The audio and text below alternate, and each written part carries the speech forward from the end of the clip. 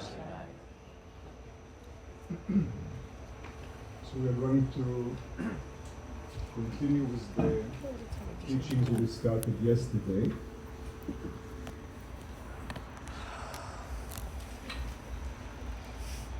So the teachings that we started, we saw a verse or a teaching from the Vivekacudamani, which is a teaching which is written by Shankaracharya. And we saw, we just read it again. Shankaracharya says,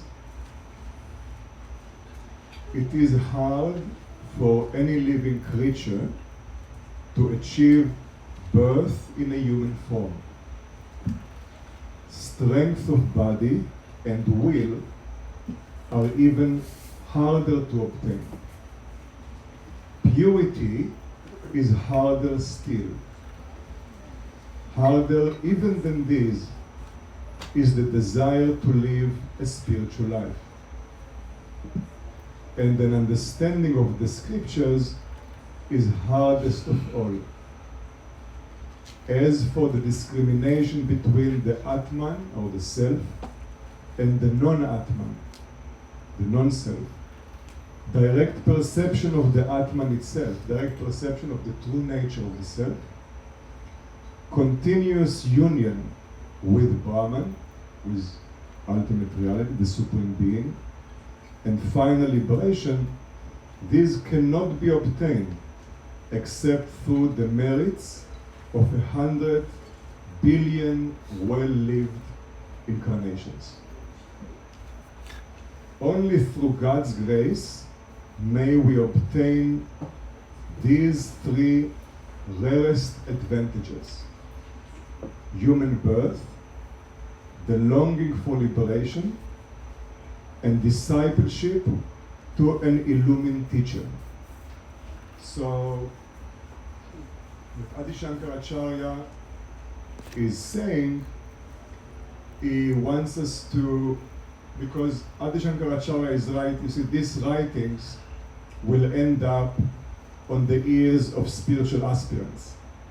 Right? So Shankaracharya is preaching or teaching to the choir. Right? So why is he saying this? He says this, as we mentioned, so that we appreciate what we have.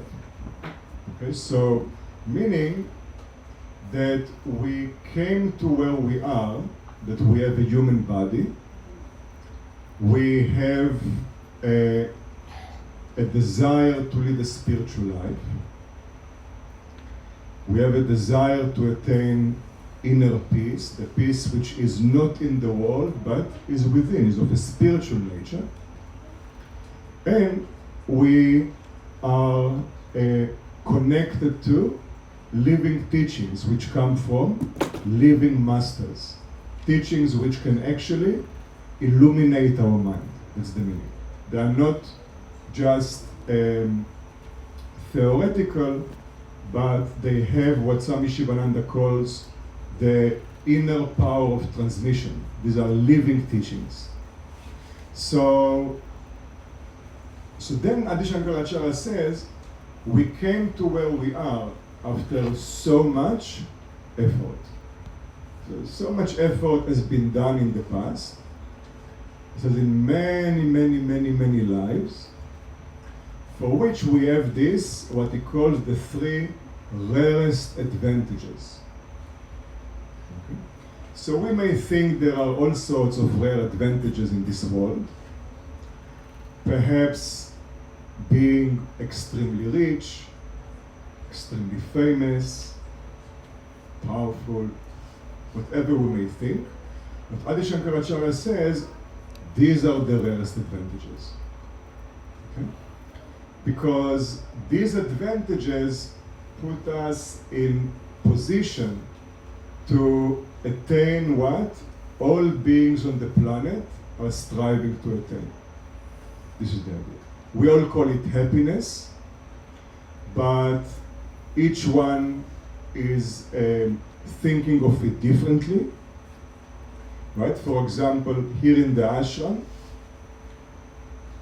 most of us, or all of us, are looking at happiness as an inner thing. Right? Otherwise we wouldn't be here. Right? We have the boutique to accommodate past impressions, not to pressurize the mind too much. But after all, right, except for the boutique and a feast here and there, right, pretty much the mind learns to move within, right? Now the thing is, you see, we are all human beings. We all have a desire to be happy. But we come here because our mind shows us that here we are going to attain what we desire, which is happiness, right? Now, on the left, right, we have a huge complex of hotels. People go there for the exact same reason. They come with a desire to be happy, you see? But their mind shows a different vision, you see? So you can say it's also an ashram, but 5-star. So the idea is that, you see, it's the same desire, the same longing. The thing is that all of us are longing for the same thing.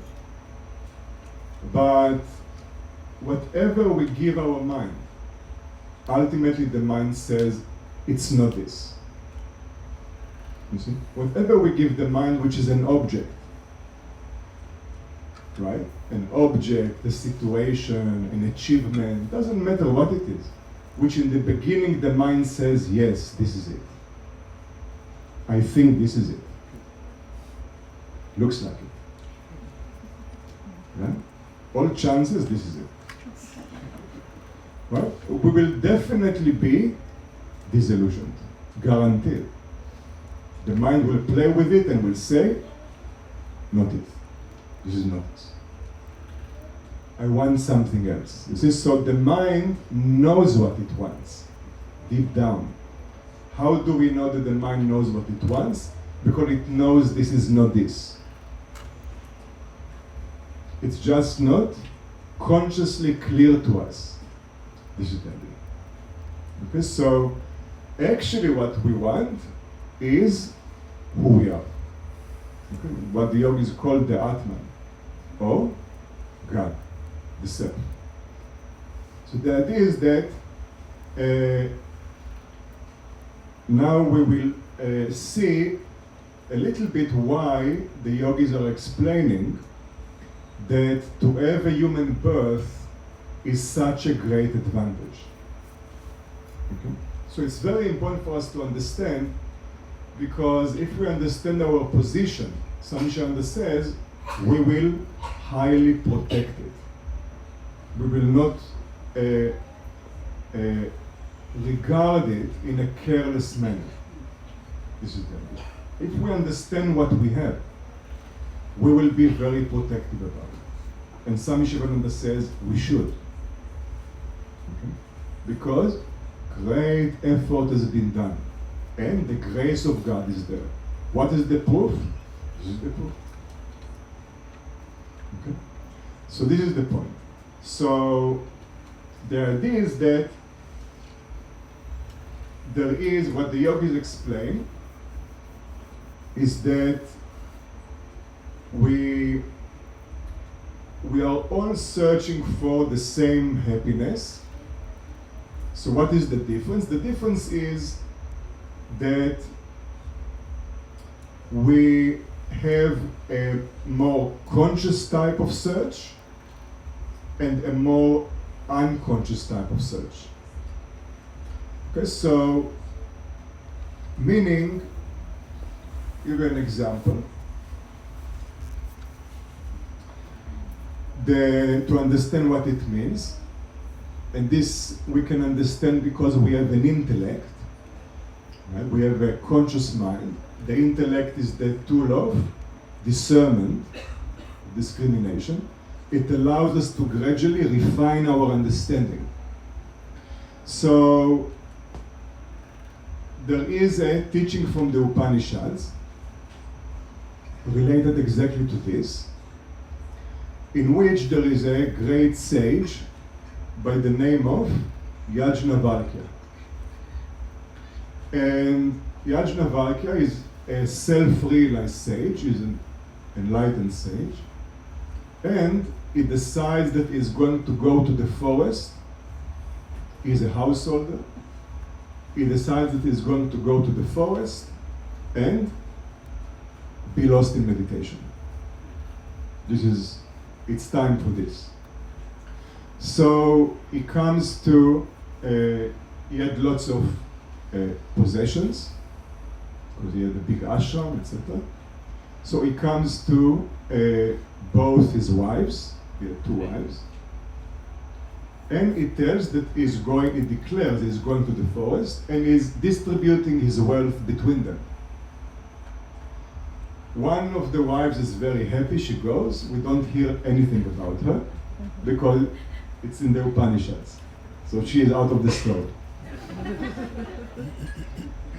But the other wife, her name is Maitreyi, she is so famous that the teaching is named after her. And so she was a great sage.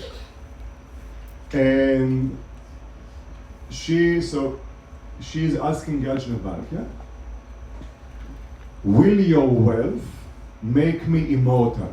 This is what she's asking.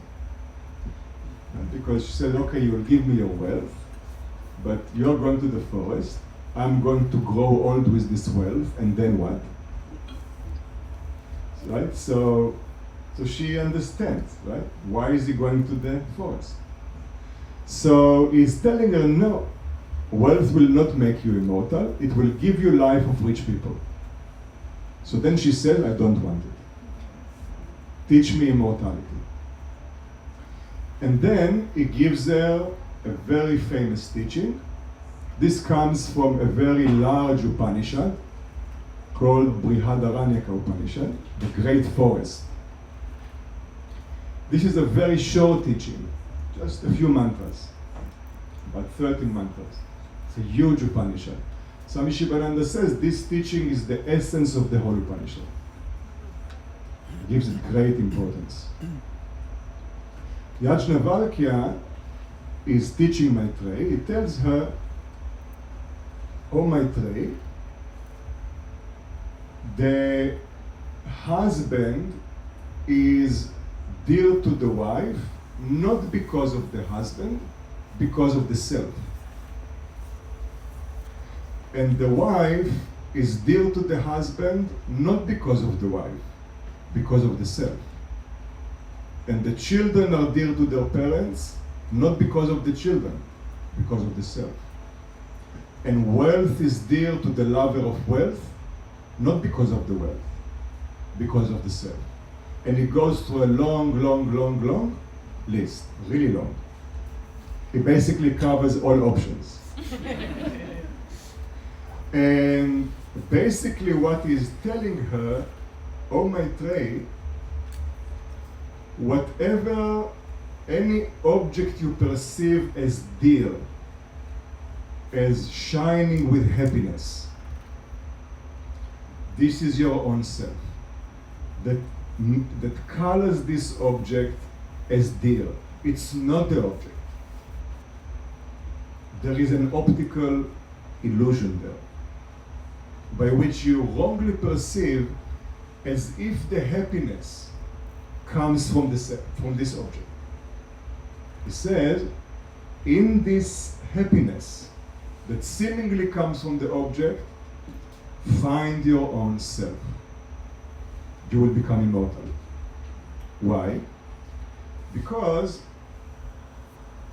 you see, we have many dear objects. Right? So many dear objects we have. But the same Upanishad is asking, what is more dear than all those dear objects? You see, why are objects dear to us? What makes them dear?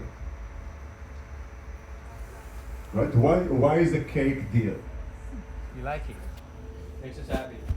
Pumpkin pie, right.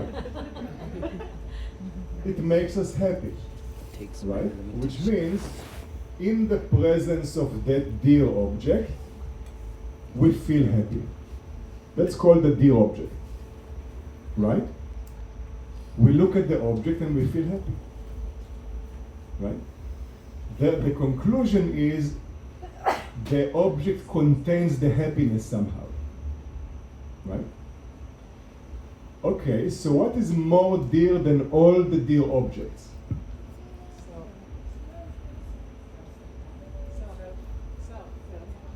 Self means what? What is more dear than all those dear objects? What endears the objects to us? What makes them dear? Huh? But what makes them dear? Why is chubby dear? Right? Means what? Right? Chubby became a very, how do you call it? Is a very grumpy cat.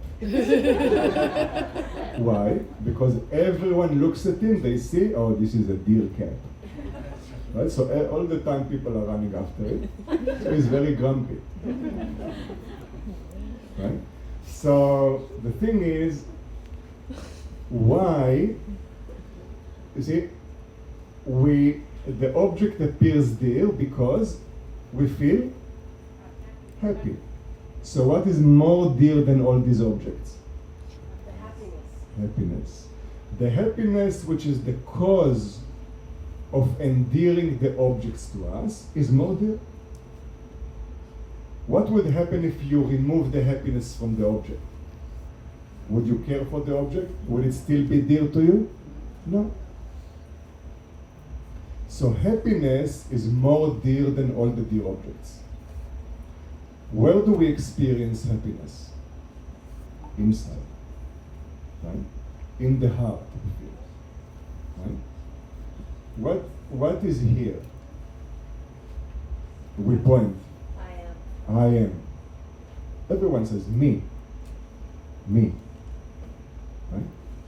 So the point is, the yogis point out that happiness, which seemingly we look at objects and we think this is the object is the happiness, somehow we think. Actually, that happiness is our own nature. Something in that object reveals it within us. This is the catch. Okay? The catch is that something in the way we relate to that object reveals the happiness in our own heart.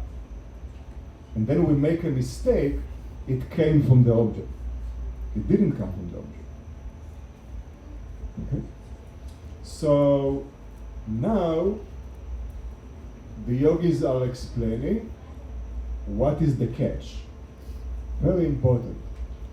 And why is it so important to have a human birth? Only with the human mind we can understand it.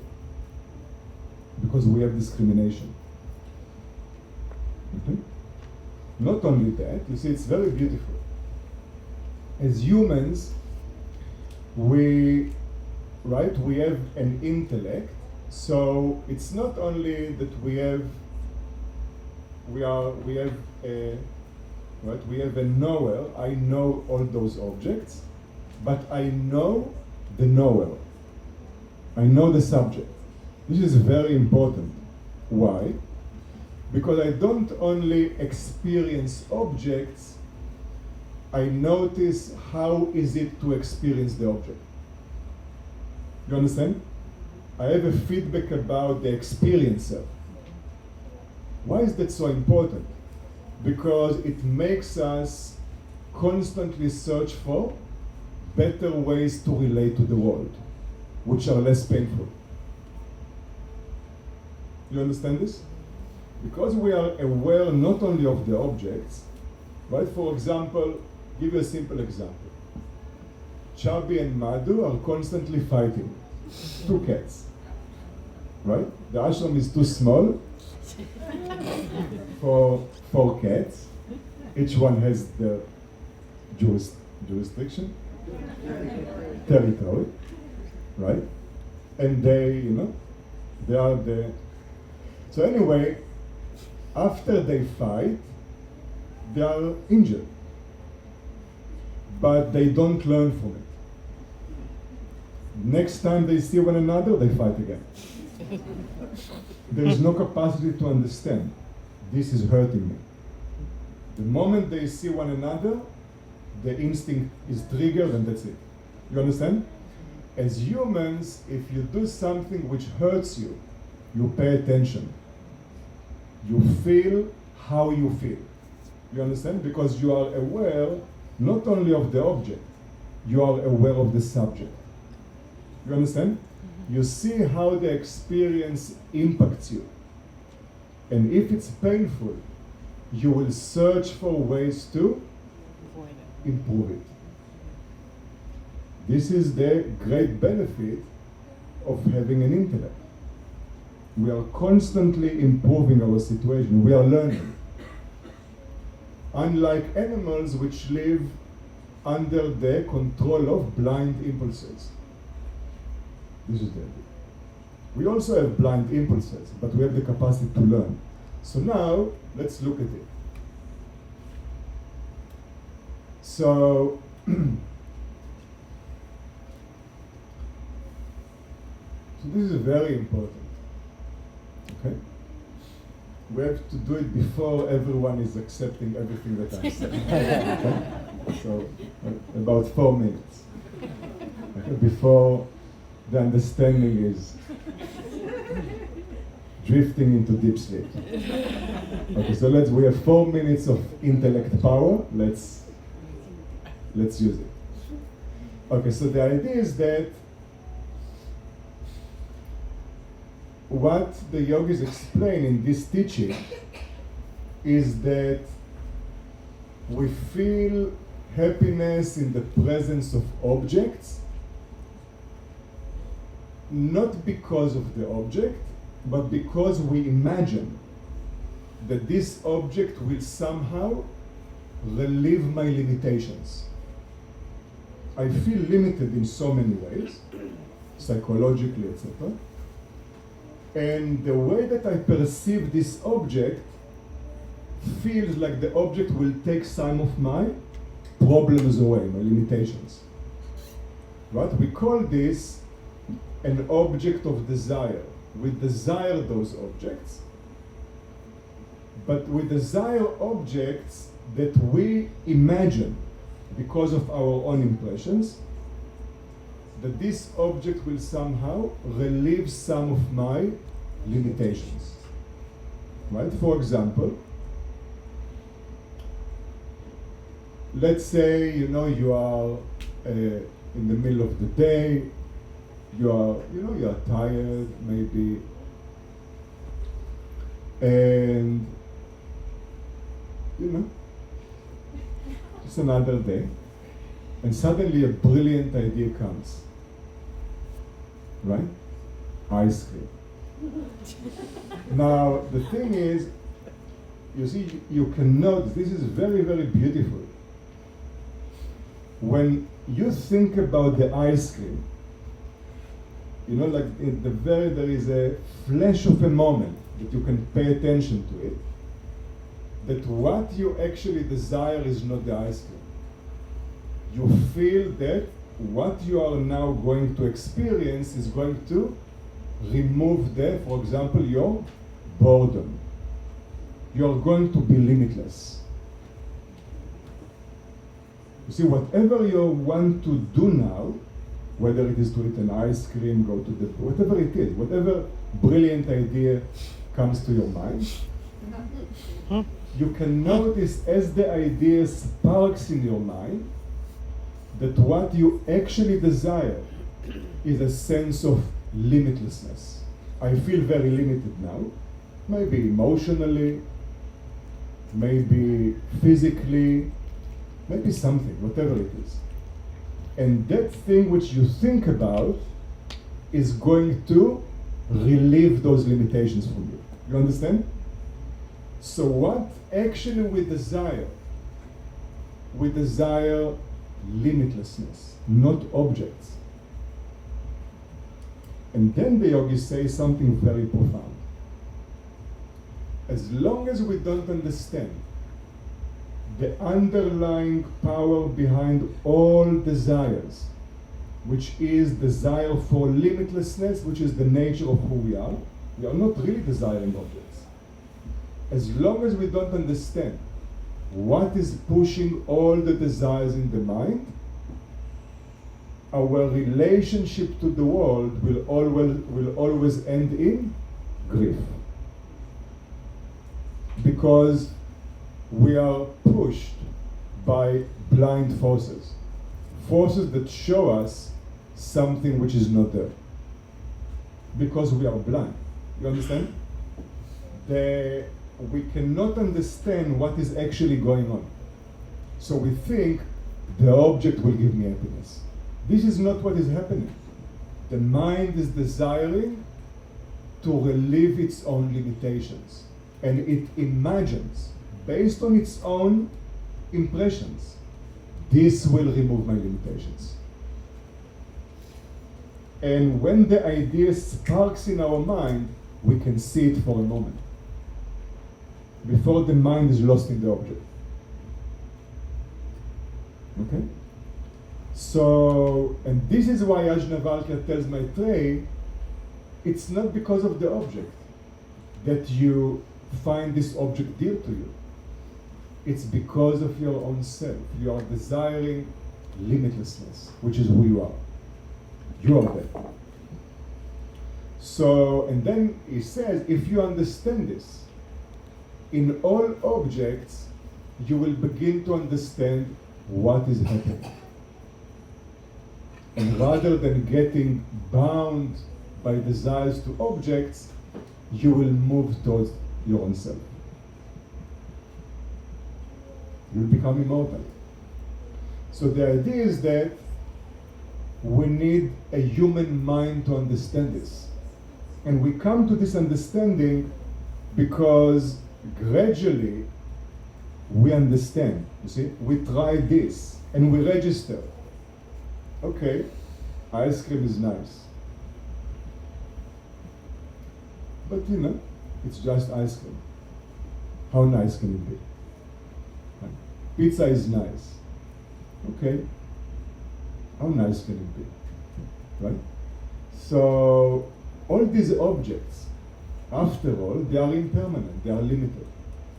So, gradually we register, right? After experiencing this and this and this and this and this, the mind is asking itself, so, am I happy? So the point is that having this faculty called the conscious mind, the intellect, we are constantly assessing our situation, which makes us all the time improve. What improve? Our ability to actually attain what all beings in this creation are looking for. Happiness. All of us desire it, but we desire it blindly. As humans, we have the capacity to be conscious of it, and we have the capacity to receive teachings. See? Teachings illuminate our mind. We begin to see clearly. That's the great power of teachings. They are unbelievably important. The most important thing. This is why Adi Shankaracharya says this. Now, if we have desire for liberation, it means we have been around a long, long, long time. How do you know?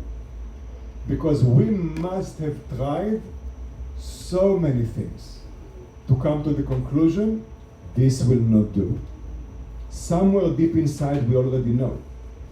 Otherwise, we wouldn't seek that happiness in transcendent things. You understand? So why is Adi Shankaracharya saying this? If we already have the understanding that we desire freedom from limitations, this is the happiness, not this object or that object. It means we have been around for a long, long, long time. We have tried all sorts of things. And this memory sits in our mind and is serving us. It tells, you know this will not do. You know this will not do. You know this will not do. Right? So this memory is serving us. This is the idea. So the point is that we are in this position only because of a long, long, long past of effort. Okay? So this is why, you see, only in a human body, which has a human mind, according to the yogic teachings, we can have this ability to discern, to understand those things, and not be like the cats. Okay? Rather we learn. We develop discrimination. And if we are exposed to teachings, our intellect is really illuminated very powerfully. It changes our direction completely. Okay, so on the value of teachings, we will speak tomorrow morning.